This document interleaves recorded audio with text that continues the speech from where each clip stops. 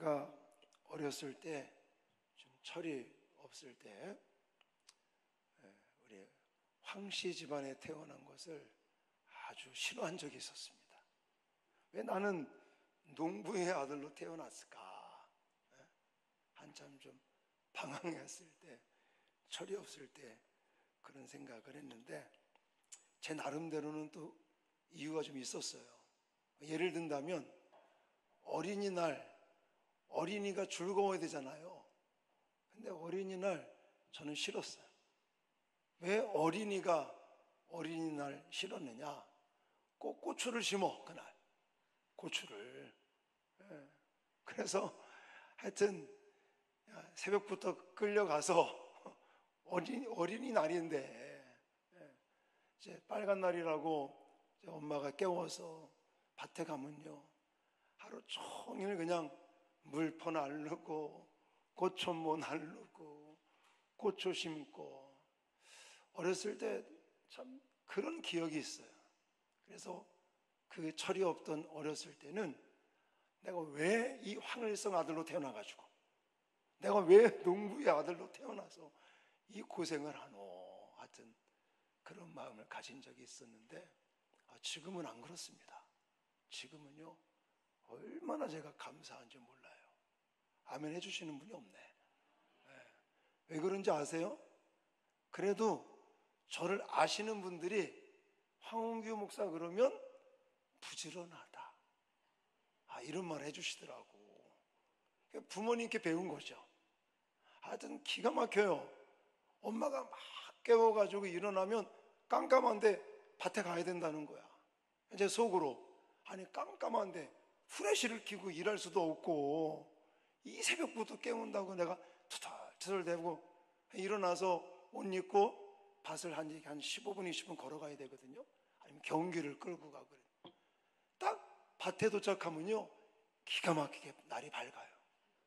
그래서는 아침 내오면 아침 먹고, 또 일하다가 또 새참 내오면 새참 먹고, 점심 먹고, 또 저녁 새참 먹고, 그리고 깜깜해지면 집에 가서 저녁 먹고. 옛날에 그런 기억이 있어요. 그러니까 그렇게 농부의 아들로 태어나 하여튼 빨간 날은 그냥 들로 뭐 산으로 뭐 밭으로 논으로 그냥 이렇게 다니면서 일을 했던 이런 근성이 있다 보니까 저는 솔직히 뭐 내놓을 것도 없고 잘하는 것도 없지만 한 가지는 조금, 제가 뭐 자랑하는 게 아니라 그래도 황홍규 목사는 부지런하고 성실하다. 아멘을 별로 안 하시네. 여러분들은 잘 뭐 몰라도 저를 아는 사람은 다들 저를 그렇게 칭찬해 주시더라고요. 제가 생각해도 좀 부지런한 면은 있잖아요. 아멘, 감사합니다. 그래서 지금은요, 제가 참 농부의 아들로 태어나서 어려서부터 부지런하고 성실하게 살아야 된다, 이걸 이제 부모님으로부터 물려받게 돼서 제 목회하는데 얼마나 제가 감사하고 기쁜지 모릅니다. 저는 이런 생각을 하면서 우리가 하나님의 자녀가 된 거에 대한 기쁘고 감격하는 마음이 있어야 될 줄 믿습니다. 여러분 그러신가요? 내가 하나님의 자녀로 산다는 것, 내가 하나님의 택함을 받고 하나님의 자녀로서 살아가는 것에 대해서 우리는 얼마나 기쁘고 감격하고 또 얼마나 즐겁게 살아가는지 한번 생각해 보자는 겁니다. 이거 뭐 우리 자녀들 얘기를 해서 그렇지만 사실 우리 자녀 중에 목사 자녀라 행복하다는 자녀가 있습니다. 제가 처음에 그런 얘기를 들으니까 얼마나 제가 기쁘고 감사하겠습니까? 그래서 그렇게 말하는 녀석들은 더 주고 싶어. 용돈도 더 주고 싶고 더 예뻐해 주고 싶고. 자, 뭐 하나님은 그런 건 아니겠지만 우리가 정말 하나님의 자녀로서 기뻐하고 행복해하고 즐거워하고 또 하나님의 말씀을 따라서 자녀로서의 삶을 살아간다면 하나님이 얼마나 우리를 참 기뻐하시고 또 기특하게 생각하시면서 더 큰 복을 주시려고 할까, 저는 그런 생각도 좀 해봤습니다.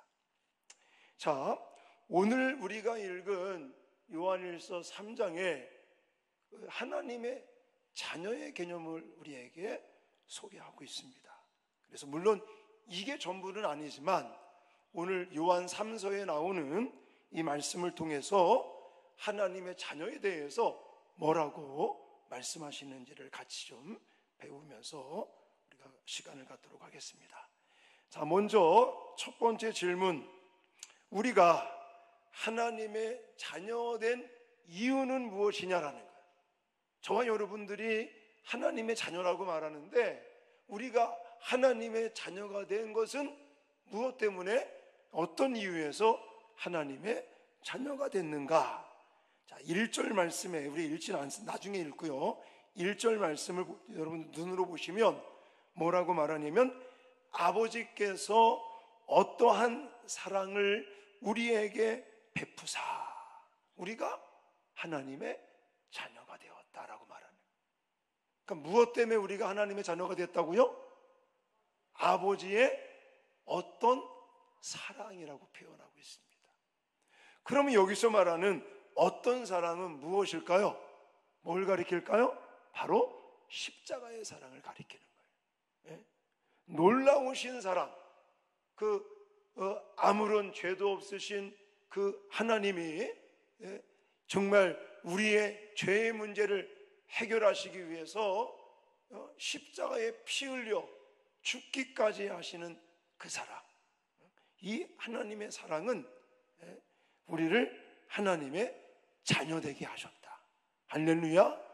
그래서 하나님이 세상을 이처럼 사랑하사 독생자를 주셨으니, 독생자를 주신 건 바로 십자가의 사랑을 의미하는, 그 십자가의 사랑으로 말미암아 저와 여러분들을 하나님의 자녀된 신분의 변화를 일으켜 주셨습니다. 자, 그러면 재림 때, 마지막 예수님 재림할 때, 그때 하나님의 자녀들은 어떤 은혜를 누리는가? 재림의 때 하나님의 자녀가 누릴 은혜는 무엇이냐? 2절에 보니까 이렇게 설명하고 있죠. 그와 같은 줄을 아는 것은 하면서 그의 참모습 그대로 볼 것이다. 그의 참모습과 같이 될 것이다. 이런 말씀을 하고 있는데, 여기서 이 그와 그의 참모습이라는 말은 예수님께서 다시 영광의 몸으로, 영광의 몸의 형체로 부활하셨던 것을 가리키는 것입니다. 그러니까 예수님께서 십자가에 죽으셨다가 3일 만에 다시 부활하시는 것은 영의 부활이 아니라고 그랬습니다. 몸의 부활, 신령한 몸, 영광스러운 몸으로 부활하신 것과 같이 저와 여러분들도 예수님 재림할 때 우리의 이 몸이 영적인 게 아니에요. 우리의 몸이 신령한 몸, 영광스러운 몸으로 부활하는 하나님의 은혜가 임한다는 사실을 기억하시기 바랍니다. 그래서 빌립보서 3장 21절에 이거에 관련돼서 이렇게 말하고 있습니다. 같이 읽겠습니다. 시작. 그는 만물을 자기에게 복종하게 하실 수 있는 자의 역사로 우리의 낮은 몸을 자기 영광의 몸의 형체와 같이 변하게 하시니라. 아멘. 여기 보시면 만물을 자기에게 복종하게 하실 수 있는 자의 역사로 하면서 뭐라고 그러냐면 우리의 낮은 몸을 자기 영광의 몸의 형체와 같이 변하게 하시리라. 언제? 종말의 때를 가리켜요. 재림의 때.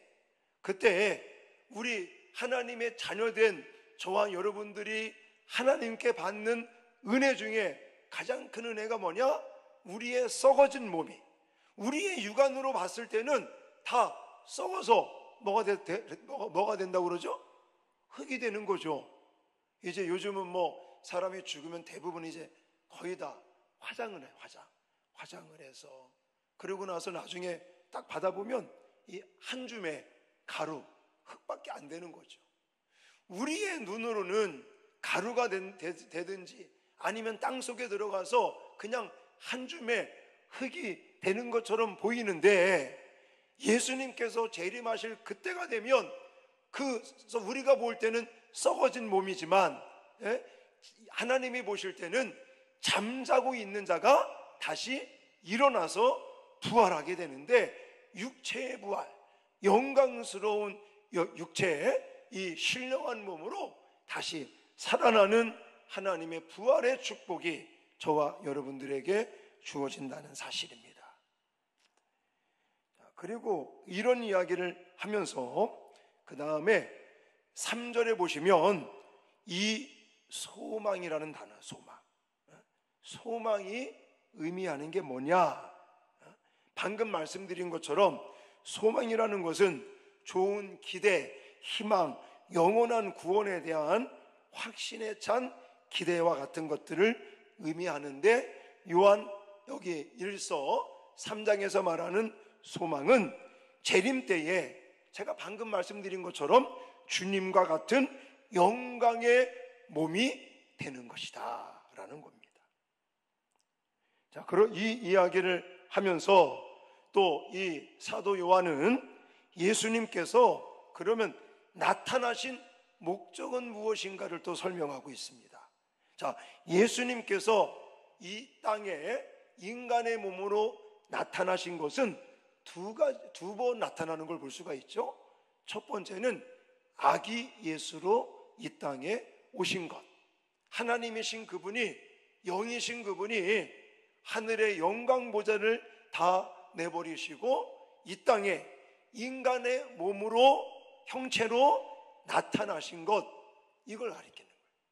또 앞으로 재림하실 것, 이것도 포함한다고 저는 해석을 합니다.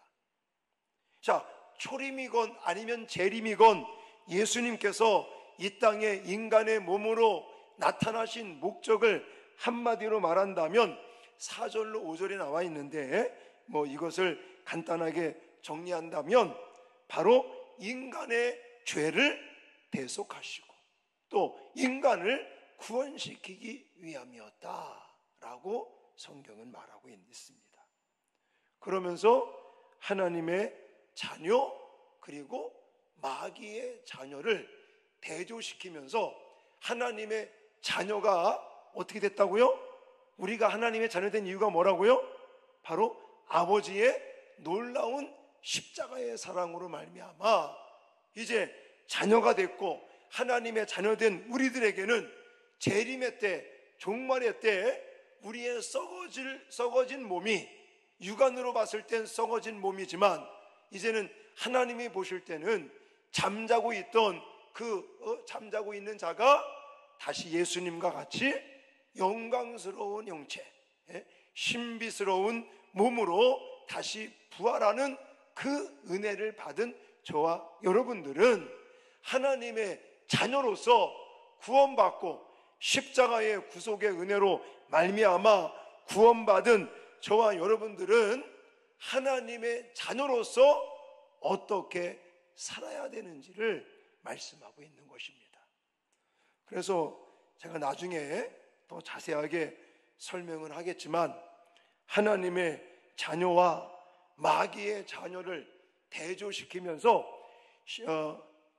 설명을 하고 있는데, 그 특징적인 것을 제가 좀 여러분들에게 다 읽지는 않겠지만 소개를 해드리겠습니다. 자, 먼저 하나님의 자녀를 어떻게 설명하고 있느냐? 하나님 자녀의 특징, 바로 의를 행하는 자, 하나님 안에 거하는 자, 하나님의 씨가 그 속에 있는 자, 하나님께로부터 난 자, 또 형제를 사랑하는 자, 이렇게 설명하고 있습니다. 자, 이런 하나님의 자녀와 대조를 이루고 있는 마귀 자녀의 특징도 설명하고 있는데, 이것도 이제 성경에 나와 있습니다. 6절 이하에 보시면 나와 있는데 간단하게 먼저 설명을 드린다면 아까 하나님의 자녀는 의를 행한다고 그랬죠? 그러면 마귀의 자녀는 악을 행하겠죠. 범죄하는 자, 그리고 의를 행하지 아니하는 자, 이렇게 말할 수 있어요. 그리고 아까 하나님의 자녀는 누구에게 속했다고 그랬어요? 하나님에게 속해 있고, 그 다음에 그 속에 뭐가 있다고요?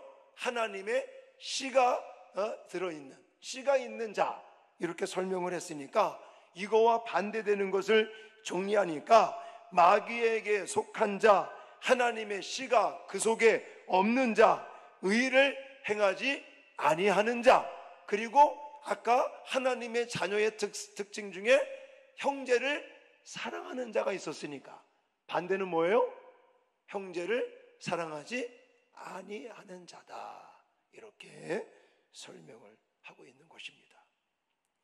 자, 그래서 이 말씀을 이제 정리하면서 하나님의 자녀된 우리가 어떤 정체성을 가지고 또 어떻게 어떤 마인드를 가지고 어떻게 살아가는 것이 하나님의 자녀로 살아간다고 말하는 것일까? 이것을 세 가지로 정리해 드리겠습니다. 자, 먼저 하나님의 자녀가 될 수 있는 근거, 이유는 무엇이라고요? 무엇 때문이라고요? 아버지의 놀라운 사랑, 더 구체적으로 말하면 십자가의 사랑으로 말미암아 저와 여러분들은 하나님의 자녀가 된 것을 믿습니다. 자, 여기 1절에 보면 그게 정확하게 나와요. 자, 1절에 시작. 보라, 아버지께서 어떠한 사랑을 우리에게 베푸사 하나님의 자녀라 일컬음을 받게 하셨는가. 우리가 그러하도다. 그러므로 세상이 우리를 알지 못함은 그를 알지 못함이라. 아멘. 아버지께서 어떠한 사랑을 우리에게 베푸셔서 우리는 하나님의 자녀라는 일컬음을 받게 되었다, 이런 거예요. 자, 그러니까 우리가요 너무너무 감사한 거죠. 뭐 조건이 없는 거잖아요. 너가 이렇게 하면 내가 자녀로 삼아줄게, 이게 아니라고요. 하나님의 십자가의 사랑은 값없이 거저주시는 하나님의 선물로서 믿는 자들에게 주시는 하나님의 은총이요 축복인 것을 믿습니다.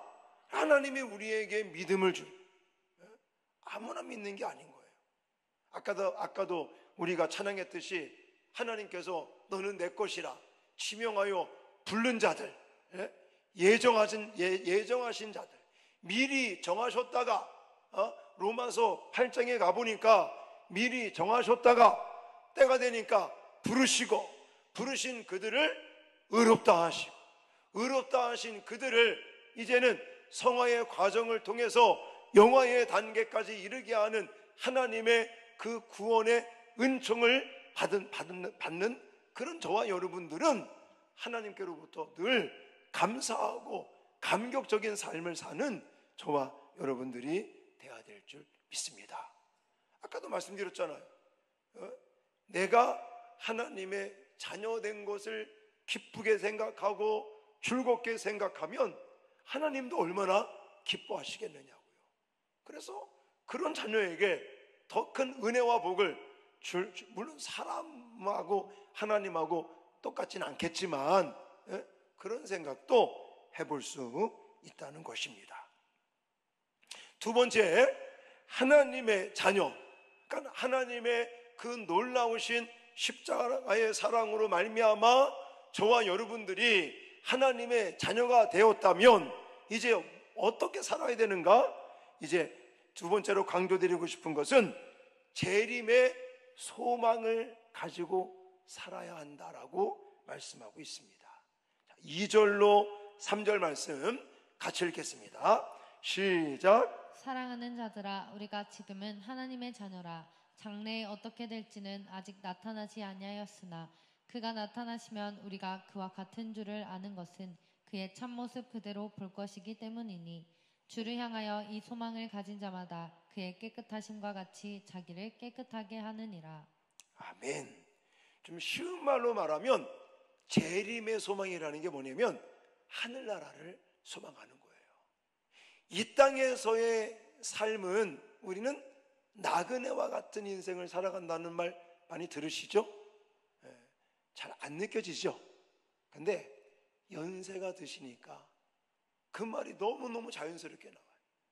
오늘도 우리 교회에, 물론 우리 교회에서 뭐 원로는 아니시지만 어쨌든 다른 교회를 개척하셨다가 또 이제 교회가 이렇게 좀 뭐 개발되는데 수용이 되고 하여튼 이러면서 어쨌든 지금 연세도 많으시고 건강의 문제도 있어서 우리 교회에 오셔서 난 죽을 때까지 이제 명성교회에서 예배 생활하고 믿음 생활하고 또 하나님께 기도하면서 이렇게 이제 마무리를 해야겠다 해서 오신, 우리가 그냥 원로 목사님, 원로 사모님이라고 불러드리는데, 거기 신방을 하면서 두 분이 공통적으로 하시는 얘기가 그거예요. 인생이라는 게 아주 잠깐 있다가 사라지는 것 같더라. 나그네와 같은 인생을 살아가는 것 같더라. 그런 말씀을 오늘도 신방 중에 하시더라고요. 그러니까 아직은 저도 뭐 50대 중반이다 보니까 그런 것들이 그렇게 팍팍 뭐 와닿지는 않습니다, 솔직히 말씀드리면. 근데 성경에서 말씀하는 게 그거예요. 연세 드신 분들이 말씀하는 게 그거예요.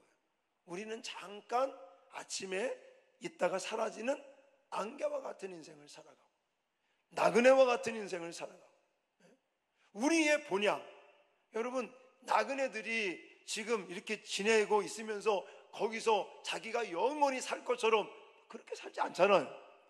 그들의 마음속에는 항상 뭐가 있어요? 본향, 고향을 마음에 두고, 그리고 그 고향에서의 삶을 준비하고 모든 포커스를, 중심이, 초점이 그 고향을 향해서 살아가고 있는 거 아니겠습니까? 그런 거와 마찬가지로 우리는 물론 이 땅에서 살면서 자식에 대한 걱정도 있을 수 있고, 살다 보면 물질적인 문제 때문에 또 힘들고 어려운 가운데 또 그런 마음을 가질 수도 있고, 그렇지만 이것은 잠깐 있다가 사라질 일들입니다. 저와 여러분들은 이 예수님 재림하여 영원한 나라, 하나님의 나라, 우리의 다음 세상, 그 영원한 천국에서의 삶이 진짜 여러분과 저의 삶인 것을 믿습니다. 그것을 생각하고 그것을 바라보고 그것을 기대하고 그것을 준비하면서 살아가고 있냐라는 거예요. 하나님의 자녀라고 말한다면 물론 이 땅에서 먹고 사는 문제, 또 자녀들, 또 부모님들, 형제들, 뭐 우리 주변에 같이 관계 맺고 살아가는 사람들과의 일들, 다 그게 제가 필요 없다고 말씀드리는 거예요. 그것도 우리에게 너무너무 중요하면서도 필요한 일들이지만 그 너머에 우리가 잠깐 있다가 사라질 게 아니라 영원한 세상, 영원한 세계, 영원한 그 재림 이후에 우리에게 임할 하나님의 나라, 저 천국, 그것을 얼마만큼 우리가 준비하고 거기에 소망을 두고 살아가고 있느냐라는 거예요. 하나님의 자녀라면 우리는 재림의 소망을 둬야 될 줄 믿습니다. 천국의 삶을 기대하고 준비하면서 살아가는 하나님의 자녀가 되어야 될 줄 믿습니다. 마지막으로 오늘 강조하는 하나님의 자녀의 삶은 의와 사랑을 실천하라고 말씀하고 있습니다. 자, 오늘 요한 3서에서 하나님의 자녀라는 주제 가지고 우리에게 강조하는 것 세 가지. 첫 번째 뭐라고요? 내가 하나님의 자녀가 된 이유는 무엇 때문이라고요? 하나님께서 정말 그 놀라우신 십자가의 사랑으로 우리를 자녀로 택해 주셨기 때문이다. 그 다음에 두 번째는 우리는 재림의 소망, 저 천국, 하나님의 나라, 영원한 그 세계, 그때를 기대하고 소망하고 준비하며 살아가는 하나님의 자녀인 것을 믿습니다. 마지막으로 의와 사랑을 실천하는 거예요. 이거는요, 절대적으로 윤리적인 설교가 아닙니다. 우리가 착각에 빠져 있는 게 믿음으로 구원을 받는다. 그러니까 그 믿음만 있으면 돼. 근데 중요한 건 뭐냐면 그 믿음이 가짜 믿음도 있고 또 죽은 믿음도 있다는 사실을 잊지 말아야 돼요. 자, 오늘 본문에서는 이렇게 말합니다. 자, 10절 11절 시작. 이러므로 하나님의 자녀들과 마귀의 자녀들이 드러나나니 무릇 의를 행하지 아니하는 자나 또는 그 형제를 사랑하지 아니하는 자는 하나님께 속하지 아니하니라. 우리는 서로 사랑할지니 이는 너희가 처음부터 들은 소식이라. 아멘. 자, 아까 제가 설명드리면서 하나님의 자녀의 특징 5가지 설명드렸었어요. 그 중에 뭐가 있었어요? 하나님의 씨가 있어야 되고 또 의를 행하는 자, 형제를 사랑하는 자.